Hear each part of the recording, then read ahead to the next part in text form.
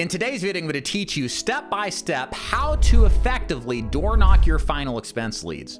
If you're a face-to-face final expense agent, you must door knock to get the most results out of your final expense leads. And I'm going to give you my step-by-step strategy I teach my agents to get the most out of their attempts to door knock and close final expense business. So let's get started. Number one, pull into the driveway. So if I'm rolling up to a house and I am going to park the car, I like to park in the driveway. That way my clients can't escape out the back end, but it also looks like I'm there purposely and not just parking my car because I'm some kind of stranger. Number two, wave at the window. As I'm getting out of the car, I like to purposely wave at the window. The reason for this is that my prospects might be peering through the blinds, and if they see me wave, even though I don't see them, they're that much more obligated to answer the door. Number three, get into character. One of the things I like to do when I was approaching the door is start whistling some funny tune like the wheels on the bus go round and round, or remember some kind of George Carlin script and crack up. I purposely get myself into the mode of being light on my feet and a good attitude because we're about to do a prospecting attempt. That was my kind of thing when I was in the field selling final expense. I would always do a kind of flip the switch mentally to get into character. So you should be thinking of something positive, something funny as you approach the door to lessen the kind of anxiety you're probably experiencing, so that way when you get to the door, you're going to come off a lot more relaxed, a lot more positive, and likely increase the likelihood that you're going to get in the door to present. Number four, knock on the door. So as we approach the door, what I want to do is actually knock on the door. Now I know you're thinking well, duh, isn't that what we're supposed to do? We're door knocking leads. Yes, but a lot of people hit the doorbell, and the problem with hitting the doorbell is half of the doorbells in final expense work. So you'll hit the doorbell, ain't nobody hears it, and sometimes that tone is too high anyway that people won't register it because they can't hear it over the Jerry Springer show playing in the background. Instead, what I like to do is to ball my fist up, look at the door, and start slamming my fist on the door 11 times. What I've discovered door knocking that hard is that it immediately commands the attention of the person in the house. They stop what they're doing. They wonder if it's the feds knocking their doors down, and they immediately go to the door to see what's going on and to see what's up. We call this a pattern interruption. It's critical to do this because A, your clients may or may not answer the door, and B, they may not even hear you. So make sure that you knock the door 11 times hard. I step back then and count to 10. Do it again for a second time if they're not already at the door. And the final third attempt, as I'm knocking on the door, I say their first name in a loud manner like, Judy? Judy, you there?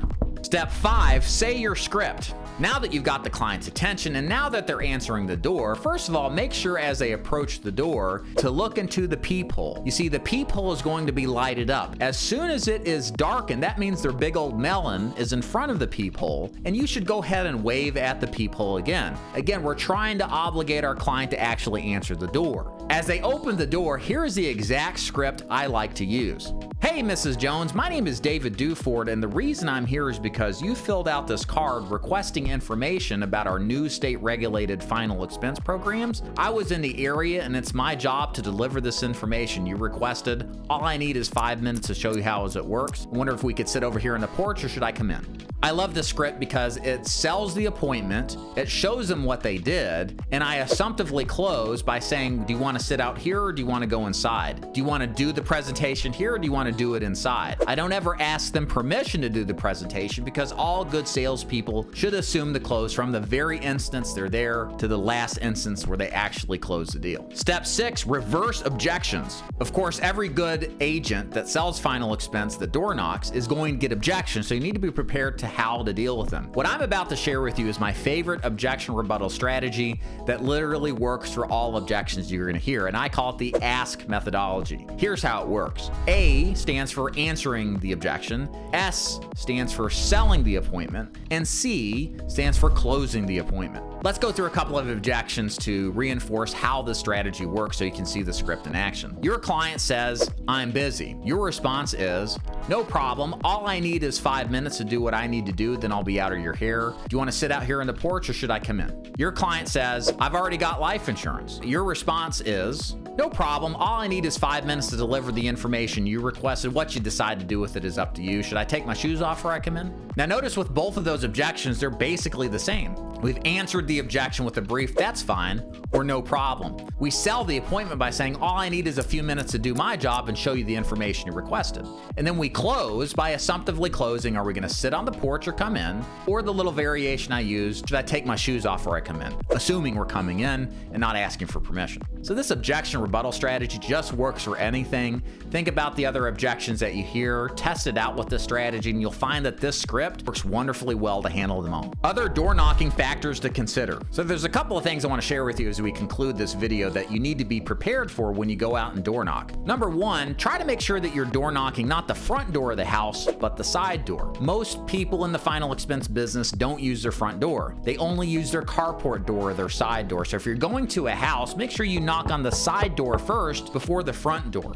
Also, a word about dogs. Dogs are something that you got to be aware of and be concerned with. I've had my fair share of run-ins, close encounters with dogs, and you just need to be aware of some sensible things before you knock on any door. First of all, if you go into a house with a fence around it, make sure you rattle the hell out of the fence. Shake it hard. If there's some kind of pit bull or hungry dog around the corner, that dog is going to respond to that audible outburst and come barking at you. And in that case, if you don't want to be the dog's dinner, then you can move on or lay on the horn outside to get the person to answer the door, or just flat out call them to get them to talk to you. In many cases, they're okay with that and understand that they've got a hungry pit bull out front and understand you wouldn't want to be that dog's dinner. So they'll come out and talk to you and then you can do business there. Last but not least, no solicitation signs. Ladies and gentlemen, no solicitation signs are not for you. They're for the meth heads that keep knocking on the door and bothering them all day. They're for the Seventh-day Adventists that keep knocking on the door wondering if they're gonna join their church. People put up no solicitation signs for the people that randomly show up and bother them to buy something they didn't request. Well, guess what, ladies and gentlemen? You have been requested to their house. How do I know that? They filled out the card. They filled out the form on Facebook. You didn't do that. They did it. And that causes you to show up because they requested the information. Yeah, maybe they thought there was something coming through the mail, but the way business is done is how we do it. We show up to help them with their questions because we know they're going to have a million questions, and the best way to handle it is to show up. So psychologically, you have to understand that no solicitation signs are not meant for people who are requesting information. That is a solicitation by default. So approach those doors without any fear.